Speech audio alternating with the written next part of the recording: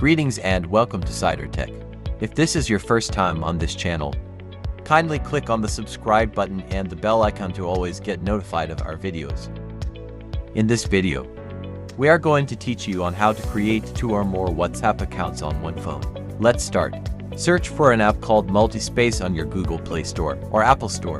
Download and open it. Here is a list of apps that can be cloned, including WhatsApp. Tick the WhatsApp icon and clone it.